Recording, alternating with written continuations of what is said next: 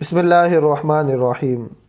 صلاح الدین ایوبی کا واقعہ ہے کہ عیسائیوں کے ساتھ صلیبی جنگیں ہو رہی ہیں۔ عیسائیوں نے اپنی پوری فوج میدان میں جھونک دی تاکہ ایک ہی حملے میں مسلمانوں کو شکست دے دیں۔ مزید برآں کمک کے طور پر ایک بحری بیڑا بھی روانہ کر دیا۔ صلاح الدین کو جب پتہ چلا تو اس کو پریشانی لاحق ہوئی۔ مسلمان تعداد میں تھوڑے ہیں، ساز و سامان میں کم ہیں، کفار کا مقابلہ ہم کیسے کریں گے؟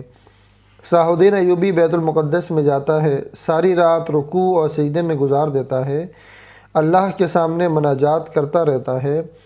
فجر کی نماز پڑھ کر باہر نکلا، ایک نیک و بزرگ آدمی جاتے ہوئے نظر آئے۔ صلاح الدین ایوبی قریب آتا ہے، اس بزرگ کو سلام کر کے کہتا ہے، حضرت معلوم ہوا ہے کہ کفار کا ایک بحری بیڑا چل پڑا ہے جو مسلمانوں پر حملہ کرے گا۔ ہمارے پاس ان سے نپٹنے کے لیے فوج نہیں ہے، آپ دعا کریں کہ اللہ تعالیٰ مسلمانوں کو فتح عطا فرمائے۔ وہ صاحب نظر تھے، آنکھ اٹھا کر صلاح الدین ایوبی کے چہرے کو دیکھا، اس کی رات کی کیفیات کو بھانپ لیا۔ فرمانے لگے، صلاح الدین ایوبی، تیرے رات کے آنسوؤں نے دشمن کے بحری بیڑے کو ڈبو دیا ہے۔ واقعی اگلے دن خبر پہنچی کہ دشمن کا بحری بیڑا ڈوب چکا تھا۔ ایک وقت تھا کہ رات کے پہرے میں مسلمانوں کے ہاتھ اٹھتے تھے، اللہ تبارک و تعالیٰ دنیا کے جغرافیے کو بدل دیا کرتے تھے۔